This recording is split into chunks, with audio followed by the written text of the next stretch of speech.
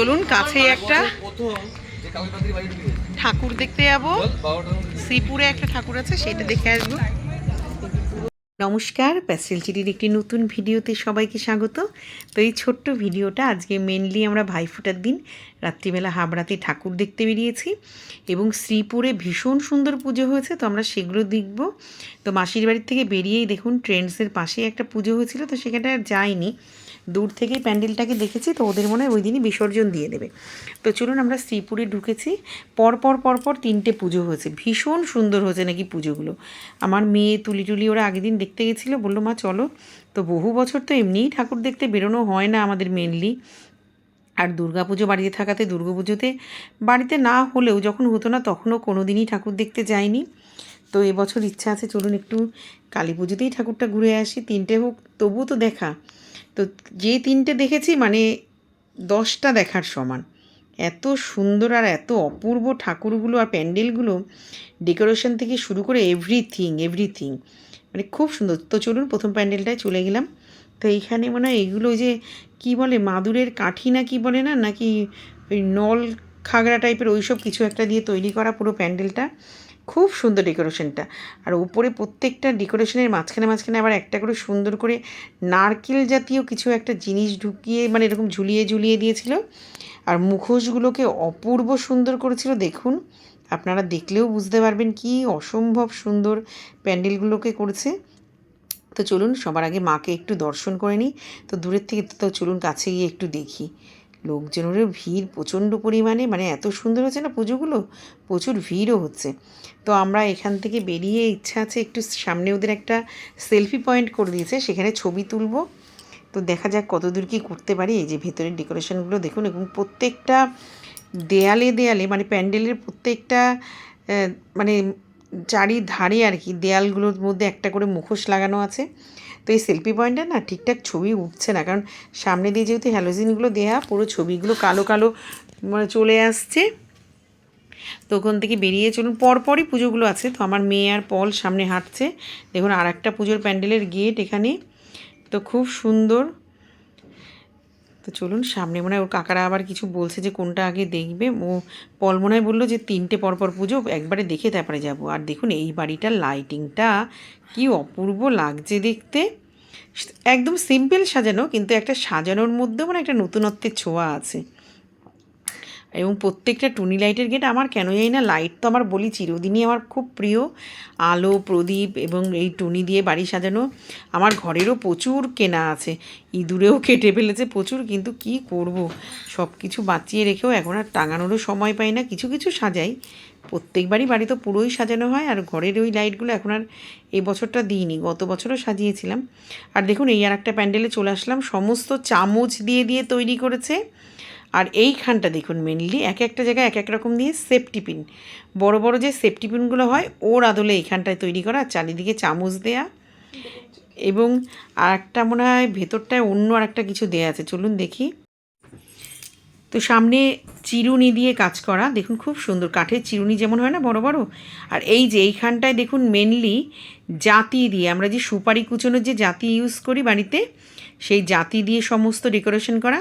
আর ভেতরে অজস্র জিনিস না দেখলে বিশ্বাস করবেন না, আচারের বোতল, বালিশ, মানে কি নেই এভরিথিং।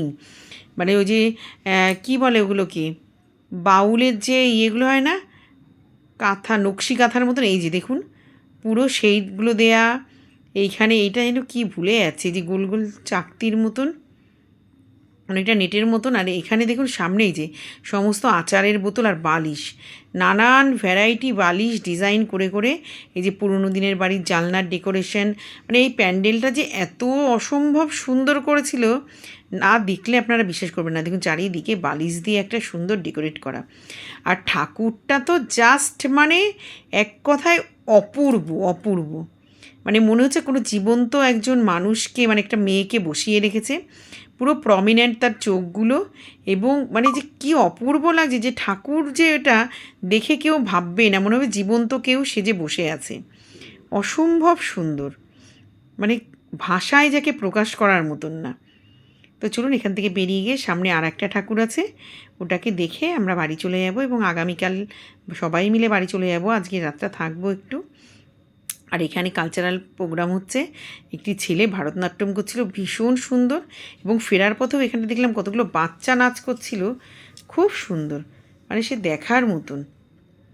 তার নিচে প্রচুর দোকানপাট বসেছে, দেখুন এখানে সুন্দর সুন্দর ঘর সাজানোর গাছ, ফুলের গাছ, এমনি গাছ, ক্লিপ, মেয়েদের যাবতীয় সরঞ্জাম সাজাগোজার, খুব সুন্দর সুন্দর জিনিস এখানে রাখা। আর এখানে বাচ্চাদের ছোট ছোট নাগরদোলা, এমনি মোটর কার, খাবারের জিনিস, কেনাকাটার ভ্যারাইটি যে দোকানগুলো হয় ছোটোখাটো মেলার মতন সমস্ত কিছু আছে।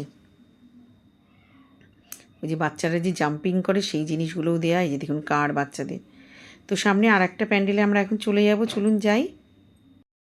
আমরা এই ব্লগারের সাথে আছি, এখানে যতদূর দুর্গা পুজো থেকে সব পুজো, কার্তিক পুজো, লক্ষ্মী পুজো, গণেশ পুজো, আপনারা সবাই বেশি বেশি করে লাইক করবেন, তাহলে আমরা আরো পুজো থাকতে পারি।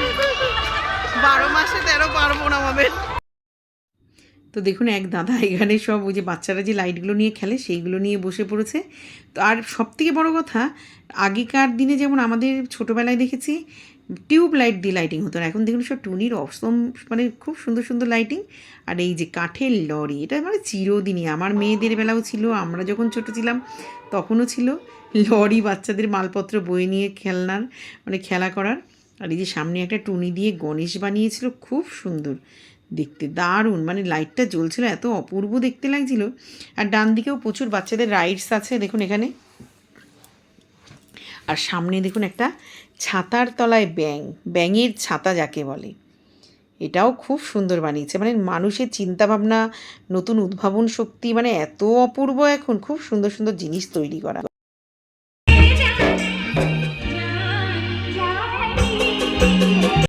এই প্যান্ডেলটিতে আবার ফাংশান হচ্ছিল, মৌ মুখার্জির গান আমার খুব ভালো লাগে, এবং ছোটোবেলায় আমিও ওর সাথে ফাংশান করেছি একটা সময়, মৌ মুখার্জির সাথে আমার জামাইবাবুদের ব্যান্ডে। তো বহুদিন পরে মানে খুব কাছের থেকে ওকে দেখে বেশ ভালোই লাগলো, এবং মাঝে মধ্যে ওর ফাংশান আমি দেখি, জামাইবাবুরা ছাড়লে, তারপর আরও 2-1 দাদা আছে তারা ছাড়লেও দেখি। তো চলুন এই প্যান্ডেলটায় চলে এসেছি। এই প্যান্ডেলটায় নানান রকম জিনিস দিয়ে, নানান রকম দেশের মুদ্রা এখানে তৈরি করা, গামছা দিয়ে ডেকোরেট করা, নানান রকম যে ডাকঘরে আগে যেই জিনিসগুলো ছিল, পালকি যেইগুলো মানুষ বয়ে নিয়ে যায়, সেই বেয়ারাদের কিছু চালচিত্র, পটচিত্র, নানান রকম ধরনের জিনিস দেওয়ার উপরে দেখুন ভ্যারাইটি ধরনের গামছা দিয়ে প্যান্ডেলটাকে তৈরি করেছে, খুব সুন্দর দেখতে লাগছিল।